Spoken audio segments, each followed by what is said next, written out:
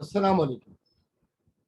आज हम accounting for tangible plan asset के जो लेक्चर्स हैं उनकी सीरीज शुरू कर रहे हैं और ये इस सीरीज का पहला लेक्चर।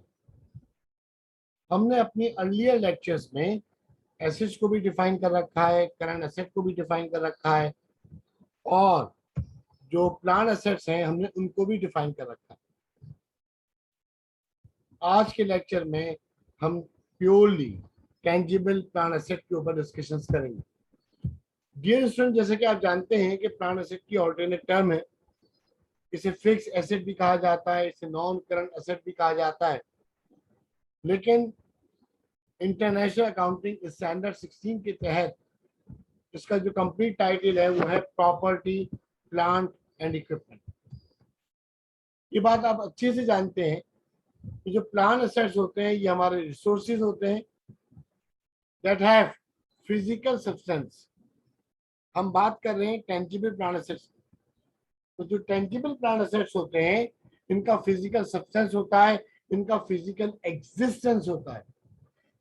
और फिजिकल सब्सटेंस को अगर डिफाइन करना पड़े तो हम फिजिकल सब्सटेंस को डिफाइन कैसे करेंगे? पर definite size and shape, having a definite size and shape. एक क्लासरूम में रखा हुआ रोस्टम, एक क्लासरूम में मौजूद furniture, split AC tangible plan asset माना जाता है क्योंकि उसका फिजिकल सब्सटेंस होता है, उसका एक फिजिकल एग्जिस्टेंस होता है। Dear student, do remember these tangible plant assets which we have acquired are used in the operation of the business। ये बिजनेस की जो एक्टिविटीज होती हैं उन बिजनेस की एक्टिविटीज में यूज होते हैं।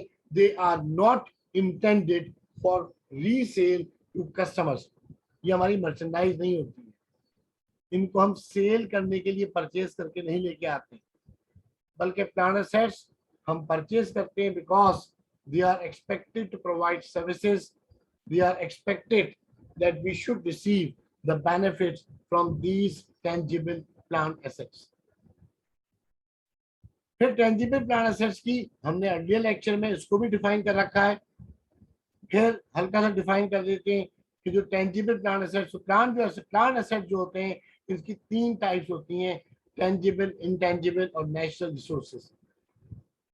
टेंजिबल प्लांट एसेट्स ऐसे प्लांट एसेट होते हैं जो बिजनेस की एक्टिविटीज में, बिजनेस के ऑपरेशन में यूज होते हैं और इनका फिजिकल सब्सटेंस भी होता है। इनकी एग्जांपल्स में लैंड है, building, machine, furniture, equipment, vehicles etcetera. Interesting बात यह है कि जो इंटेंजिबल प्लांट एसेट्स होते हैं इनका फिजिकल सब्सटेंस नहीं होता, ये फिजिकली एग्जिस्ट नहीं करते, लेकिन बिजनेस की जो एक्टिविटीज है उनमें ये इस्तेमाल होते हैं। अगर आप प्रीवियस लेक्चर में देखेंगे तो हमने इसको थॉरोली इन डेप्थ एक्सप्लेन कर रखा है। Examples of the intangible assets are goodwill, patent, copyright, trademarks and trade names. And the third classification of the plant asset is the natural resources. Basically the natural resources are underground deposits of oil, gas and minerals. जैसे coal की mine होती है, salt की mine है, diamond की mine है, कोई oil का अंडरग्राउंड स्टॉक है, गैसेस का अंडरग्राउंड स्टॉक, ये भी हमारा एसेट है। And these assets are recorded under the head and the title of the natural resources.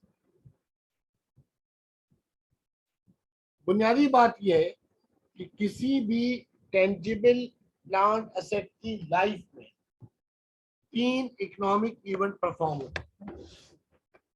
सबसे पहला जो इकोनॉमिक इवेंट है वो उसका एक्विजिशन है। सेकंड उसका use, it means calculation of the depreciation.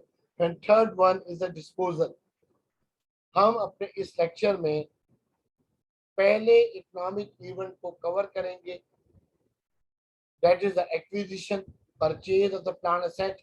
And obviously जब हम परचेज ऑफ प्लांट एसेट की बात करते हैं it means we are going to have a sound discussion regarding the determination of the cost of plant assets। देखो बेटा, जब आप कोई एसेट परचेज करते हो तो उसे परचेज करते ही वो यूजेबल नहीं होता, बल्कि कॉर्पोरेशन को मुतादिद पेमेंट्स करनी पड़ती हैं उस एसेट को डिजायर्ड लोकेशन पे लाने के लिए, उस एसेट को यूजेबल बनाने के लिए। ये बहुत इंपॉर्टेंट डिस्कशन है। हम एसेट की कॉस्ट को कैलकुलेट करना सीखेंगे। पहले सारे थ्योरेटिकल एस्पेक्ट कवर की जाएंगे और उसके बाद आपको न्यूमेरिकल कराया जाएगा। तो अच्छी ग्रिप लेने के लिए आपका ये ड्यूटी है कि जितने भी कॉन्सेप्ट्स हैं, जितने भी थ्योरेटिकल एस्पेक्ट्स हैं, उन्हें बहुत थॉरली कवर करें। अकाउंटिंग में मुतादिद प्रिंसिपल्स हैं, मुतादिद कन्वेंशंस हैं, कॉन्सेप्ट्स हैं, प्रिंसिपल्स हैं, assumptions हैं। If you wanna to have a sound knowledge in the accountancy, आपको फिर लाजमी अकाउंटिंग के कॉन्सेप्ट्स, कन्वेंशन, assumptions थॉरली पढ़ने पड़ेंगे, समझने पड़ेंगे। पहले भी आप principle of realisation, matching principle, conservatism या प्रूडेंस एक्सेट्रा पढ़ के आ रहे हैं। Cost principle requires the companies record the plant asset at cost. Cost principle ये कहता है कि जो आपके प्लांट एसेट्स होंगे ये रिकॉर्ड होंगे अपनी ओरिजिनल कॉस्ट के ऊपर, हिस्टोरिकल कॉस्ट के ऊपर। और कॉस्ट को यहाँ हम कैसे समझेंगे? कॉस्ट क्या होती है? Cost consist of all expenditures necessary to acquire asset and make it ready for its intended use. Simple सी बात है, कॉस्ट से मुराद वो तमाम पेमेंट्स हैं, वो तमाम एक्सपेंडिचर्स हैं जिनकी पेमेंट या जिनका अकरेंस एसेंशियल था असेट को परचेज करने के लिए या असेट को यूजेबल बनाने के लिए। मैं तमाम अपने सुनने वाले स्टूडेंट से, देखने वाले स्टूडेंट से ये रिक्वेस्ट करूंगा कि अब जो डिस्कशन होगी बहुत ज़्यादा इंपॉर्टेंट है, because now we are going to have a sound discussion on the expenditure, on the classification of expenditures। अब हम डिस्कस करेंगे कि एक पेमेंट तो आपने की है बिल्डिंग को परचेज या कंस्ट्रक्ट करवाने के लिए, या एक पेमेंट आपने की है फर्नीचर को या इक्विपमेंट को या मशीन को या व्हीकल को एक्वायर करने में। उस पेमेंट के अलावा कंपनी वेरियस पेमेंट करती है। उन पेमेंट्स में कुछ पेमेंट ऐसी होंगी that will become the part of the cost of an asset और कुछ नहीं बनेगी। तो भाई इसमें रट्टा तो नहीं लगाया जा सकता कि कौन कौन सी पेमेंट जो है वो असेट की कॉस्ट का पार्ट बनेगी और कौन कौन सी पेमेंट असेट की कॉस्ट का पार्ट ही बनेगी। हम रट नहीं सकते, बल्कि हम इसके क्राइटेरिया को समझेंगे। क्राइटेरिया आपके सामने आ रहा है जब हम डिस्कस कर रहे हैं क्लासिफिकेशन ऑफ एक्सपेंडिचर। एक्सपेंडिचर दो टाइप के होते हैं। अच्छा, एक्सपेंडिचर्स कहें या एक्सपेंस कहें एक ही बात। I am sorry. एक्सपेंसेस दो टाइप के होते हैं, एक्सपेंडिचर दो टाइप के होते हैं। जो पहली टाइप है वो है रेवेन्यू एक्सपेंडिचर, दूसरी टाइप है capital expenditure. Revenue expenditures are those expenditures which are beneficial only for one accounting year। कोई भी ऐसा एक्सपेंस, कोई भी ऐसा एक्सपेंडिचर जो आपको सिर्फ एक साल तक बेनिफिट प्रोवाइड करे, एक साल तक आपको अपनी सर्विसेज दे, वो एक्सपेंडिचर जो है वो रेवेन्यू एक्सपेंडिचर होगा। और याद रखिएगा, revenue expenditures are recorded as an expense, they will not become the part of the cost of an asset.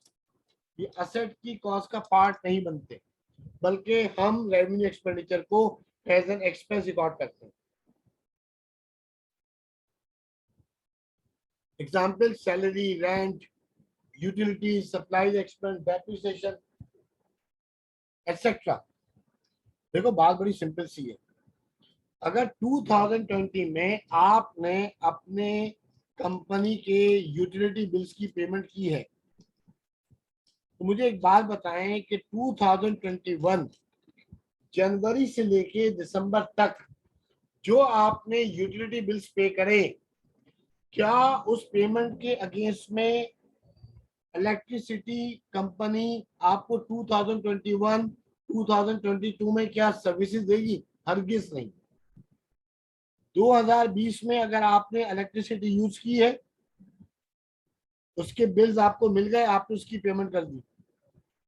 अगर 2021 में आपको इलेक्ट्रिसिटी यूज करनी है तो फिर आपको उसकी पेमेंट करनी पड़ेगी। इसका मतलब क्या हुआ कि एक ऐसा एक्सपेंडिचर है जिसके बेनिफिट आपको सिर्फ 1 साल तक मिलते हैं। आपने 2020 में अपने एम्प्लॉइज को, अपने वर्कर को जो सैलरी पे करी है, क्या उस सैलरी के अगेंस्ट में आपका एम्प्लॉय आपको नेक्स्ट ईयर भी सर्विसेज देगा? हरगिज नहीं। तो याद रखिएगा, रेवेन्यू एक्सपेंडिचर अकर होते हैं, कंपनी उसको पे भी करती है, लेकिन हम इनको रिकॉर्ड करते हैं एज एन एक्सपेंस, और ये इनकम स्टेटमेंट में रिपोर्ट होते हैं। रेवेन्यू एक्सपेंडिचर का असेट की कॉस्ट से कोई ताल्लुक नहीं। कैपिटल एक्सपेंडिचर, किसी भी एक्सपेंडिचर को कैपिटल एक्सपेंडिचर में क्लासिफाई होने के लिए दो शराइत है, दो कंडीशन है। अगर दोनों कंडीशन फुलफिल होंगी तो वो एक्सपेंडिचर कैपिटल एक्सपेंडिचर कहलाएगा, और जब कैपिटल एक्सपेंडिचर कहलाएगा तो वो रिकॉर्ड होगा एज एन एसेट। पहली कंडीशन क्या है?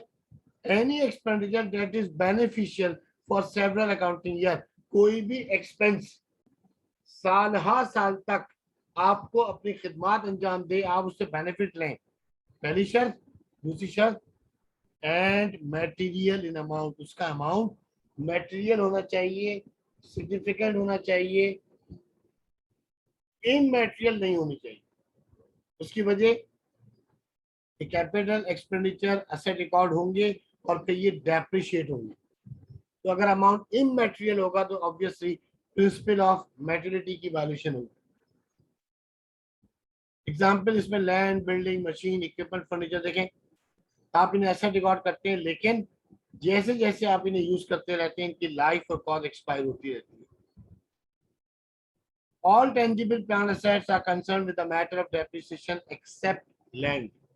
इसको हम मजीद वजाहत से बात करेंगे जब हम नेक्स्ट लेक्चर में होंगे, जहां हम डेप्रीसिएशन के कॉन्सेप्ट्स को और उसकी कैलकुलेशन और रिकॉर्डिंग को डिस्कस कराएंगे। डिस्काउंट आप सब जानते हैं, कमी काटा, कीमत में कमी का नाम डिस्काउंट है, deduction from the usual cost of something. Discount की जनाब टाइप्स होती हैं, मैं रेलिवेंट डिस्कशन करूंगा, मैं उन डिस्काउंट्स को डिस्कस कराऊंगा जो असेट की कॉस्ट की कैलकुलेशन में यूज होते हैं। सबसे पहले ट्रेड डिस्काउंट है। The seller would not record a trade discount in the accounting record. बड़ी अहम बात है, याद रखना कि अगर ट्रेड डिस्काउंट आपको अवेल होगा तो आप इसे बुक्स में रिकॉर्ड नहीं करते हैं। Instead, it would only record revenue in the amount of invoice to the customer. इसमें मैं बात करता हूँ थोड़ी देर में कि ट्रेड डिस्काउंट अगर अवेल होगा तो ये बुक्स में रिकॉर्ड क्यों नहीं होगा। सबसे पहले तो आप ये आइडेंटिफाई करें कि आप ट्रेड डिस्काउंट को पहचानेंगे कैसे। ट्रेड डिस्काउंट की निशानियां क्या हैं, आप कैसे रियलाइज करेंगे कि ये डिस्काउंट ट्रेड डिस्काउंट है। जब आप शॉपिंग पे जाते हैं, जो डिफरेंट गुड्स होती हैं, कमोडिटीज होती हैं, उनके ऊपर आप देखते हैं कि सेलिंग प्राइस जो है वो टैग होती है, टैग प्राइस ही बोलते हैं, लिस्ट प्राइस ही बोलते हैं, और उसके बाद उसे क्रॉस कर दिया जाता है और उसके आगे नई कीमत लिखी जाती है। जैसे मेरी एग्जांपल में मैंने टैग प्राइस लिखी थी 1000 किसी किसी कमोडिटी की, उसे क्रॉस करने के बाद मैं कह रहा हूँ जी इसकी नई प्राइस जो है वो 900। इसका मतलब है जो भी आइटम, जो भी शख्स, कस्टमर इस आइटम को खरीदेगा उसे 1000 पे नहीं करना पड़ेगा, 900। It is the example of the trade discount. Second example, किसी टैग प्राइस वही लिखी जाएगी 1000, इसे क्रॉस नहीं किया जाएगा, इसके साथ लिख दिया जाएगा 10% ऑफ है। यानी कोई भी शख्स अगर इस प्रोडक्ट को खरीदेगा तो 1000 का 10% निकाल ले, ये उसको डिस्काउंट मिलेगा। तो दो तरीके हैं ट्रेड डिस्काउंट को मेंशन करने के, या तो आप टैग प्राइस को लिख के उसे क्रॉस कर दें, कैंसिल कर दें और उसके साथ एक नई प्राइस लिख दें, या एक परसेंटेज एसोसिएट कर दें ऑफ की। Why trade discounts are given to customer? The trade discounts are given to promote sales. जाहिर सी बात है ना, अब कोई भी शख्स देखेगा कि प्रोडक्ट 1000 रुपए की थी लेकिन अब डिस्काउंट दिया जा रहा है 900 रुपए में, तो उस कस्टमर की जो परचेजिंग पावर है, जो कुव्वत खरीद है, वो इंक्रीज हो जाती है, उसकी रियल इनकम बढ़ जाती है और वो इंड्यूस होता है, इन्फ्लुएंस होता है कि वो इस प्रोडक्ट को खरीद ले। लेकिन प्यारे बच्चों, इस बात को याद रखना कि जो ट्रेड डिस्काउंट है ये बुक्स में रिकॉर्ड नहीं होता। उसका वजह आप जानते हैं कि जो ऑडिटर्स आते हैं ऑडिट करने के लिए, वो ऑडिट है क्या? जाहिर सी बात है, वेरिफिकेशन ऑफ अकाउंट्स है। तो अकाउंटेंट ट्रांजैक्शन को बुक्स में उस वक्त तक रिकॉर्ड नहीं करता जब तक उसके पास एक रिटर्न एविडेंस मौजूद ना हो, इनवाइस ना हो। तो जब आप कोई चीज खरीदते हैं तो आपको सप्लायर से इनवाइस भी मिलती है, उस इनवाइस के ऊपर 900 लिखा हुआ होगा, 1000 नहीं लिखा हुआ होगा। तो आप अगर 1000 से रिकॉर्ड करके 100 रुपए का डिस्काउंट देंगे तो उसके पैरेलल आपके पास कोई डॉक्यूमेंट नहीं होगा एज एविडेंस। यही वो कारण है, यही वो वजह है कि हम ट्रेड डिस्काउंट को बुक्स में रिकॉर्ड नहीं करते हैं।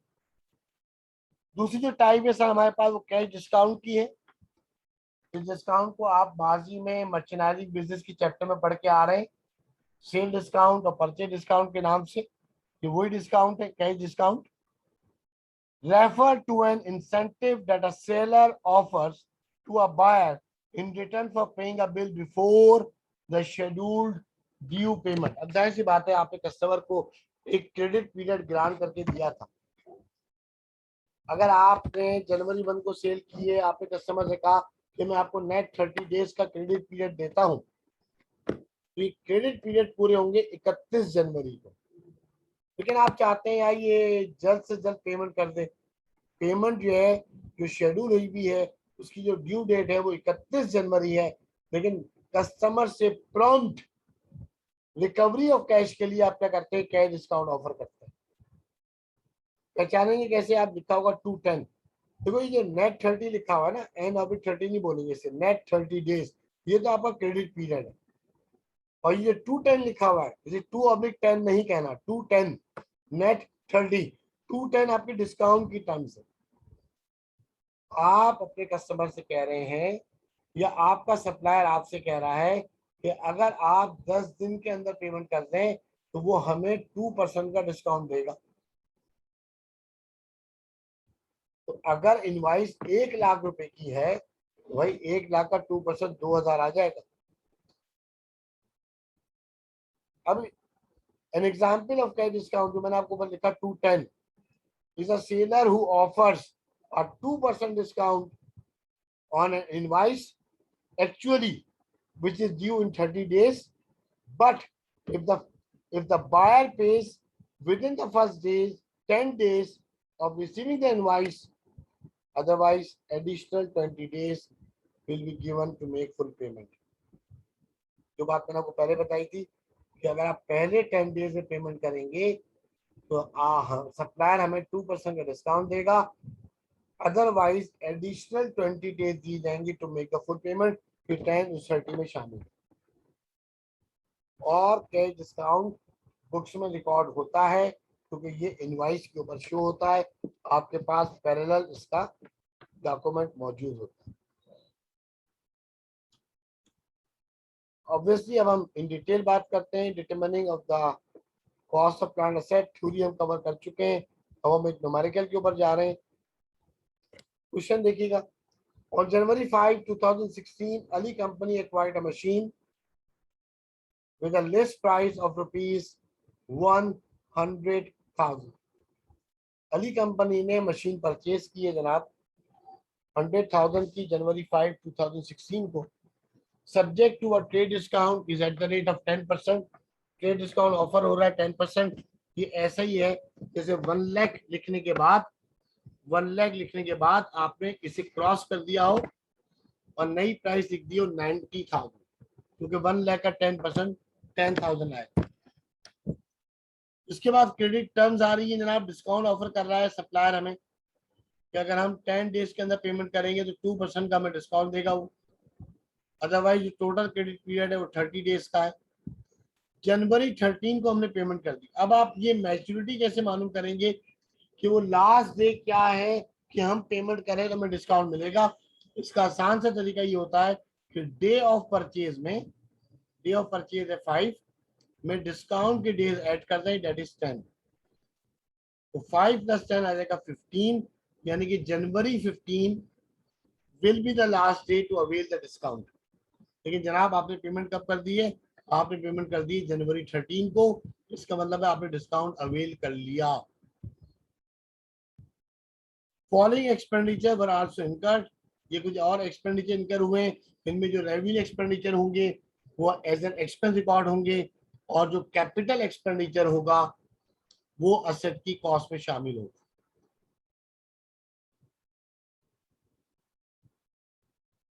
फ्रेट चार्जेस जो है ये आपका कैपिटल एक्सपेंडिचर है, ये एसेट कॉस्ट का पार्ट बनेगा। Foundation, installation charges, cashing charges, ये भी आपका कैपिटल एक्सपेंडिचर है, एसेट कॉस्ट में शामिल होगा। 2 ईयर फायर इंश्योरेंस, ये आपका रेवेन्यू एक्सपेंडिचर है। Insurance in transit capital expenditure है। During installation certain part of machine was damage which was replaced at a cost of ₹10,000, ये भी आपका रेवेन्यू एक्सपेंडिचर है। अब इसके रिक्वायर्ड आप देख लें, जो इसका रिक्वायर्ड है हमें कॉस्ट कंप्यूट करनी है और जर्नल एंट्रीज हमें देनी है, जिसमें हम परचेज ऑफ एसेट रिकॉर्ड करेंगे और एक्सपेंडिचर रिकॉर्ड करेंगे। तो मैं उम्मीद करता हूं कि जो थ्योरी आपने डिस्कस की थी उस थ्योरी के तहत हम इस न्यूमेरिकल भी आप समझ पाए होंगे, क्योंकि जाहिर सी बात है ये याद रखिएगा कि जो फायर इंश्योरेंस है ये है जो 2 साल का, तो आप इसके धोखे में मत आइएगा कि बेनिफिशियल फॉर सेवरल ईयर हो गया। बेसिकली आपने 2016 में ये मशीन परचेज की है, तो 2016 में फायर इंश्योरेंस करवाना जरूरी है। आपने 17 का भी करवा दिया है अपने बेनिफिट के लिए। लेकिन अगर खुदा ना खास्ता 2016 में आग नहीं लगी तो क्या आप अपनी मशीन को खुद आग लगाएंगे?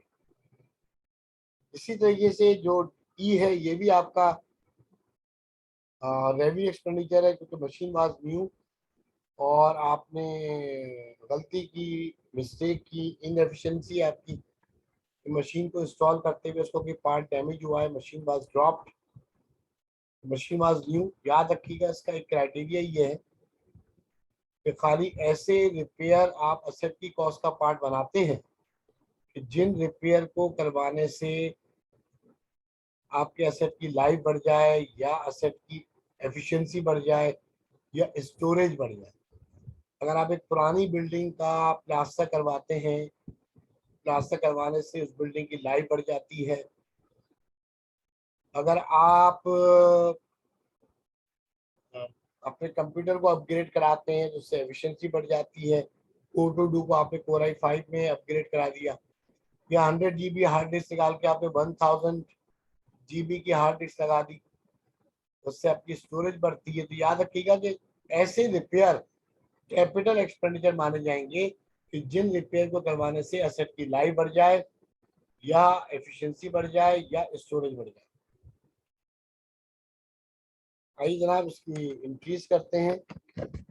सबसे पहले कॉस्ट कंप्यूट करेंगे हम। तो मशीन की जो लिस्ट प्राइस थी वो 1 लाख थी, इसमें से लेस होगा जी ट्रेड डिस्काउंट 10%, 10,000, ग्रॉस इनवाइस आ जाएगी। फिर आपने कैश डिस्काउंट को अवेल करा है 2%, 90,000 का 2% 1800 आएगा।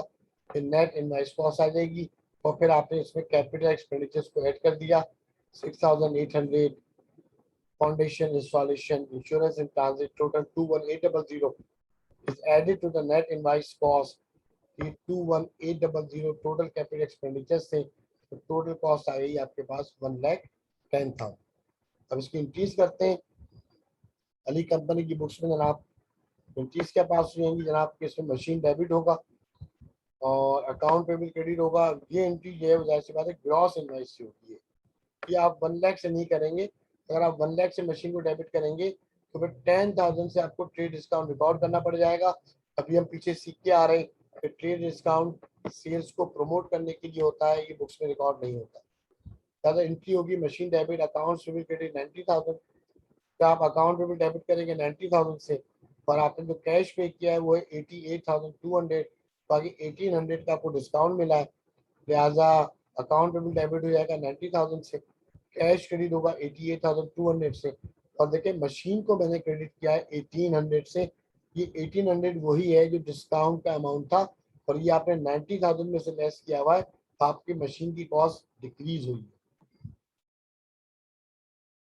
अच्छा, अगर मैं यहाँ मशीन क्रेडिट नहीं करता तो ऑल्टरनेट क्या होता है, यहाँ डिस्काउंट क्रेडिट करें, और जब आप डिस्काउंट को क्रेडिट करेंगे तो मशीन का डेबिट बैलेंस 90,000 पे रहेगा, जबकि मशीन का बैलेंस आपको लेके आना है 88,200 के ऊपर। ज्यादा फिर एक एंट्री और करनी पड़ेगी अगर आप यहाँ डिस्काउंट क्रेडिट करते हैं, तो इसके बाद एंट्री क्या होगी कि आप डिस्काउंट को डेबिट करें और मशीन को आप क्रेडिट करें। तो जब मशीन को क्रेडिट होना ही है, तो मैंने क्या करा, डिस्काउंट की जगह पहले ही यहाँ पे मशीन को मैंने क्रेडिट कर दिया है। इसके बाद हम कैपिटल एक्सपेंडिचर्स को रिकॉर्ड करेंगे। जो हमारे टोटल कैपिटल एक्सपेंडिचर थे उनकी वैल्यू थी हमारे पास 21800। ये 21800 से सर हम जो है वो मशीन को डेबिट करेंगे। याद रखिएगा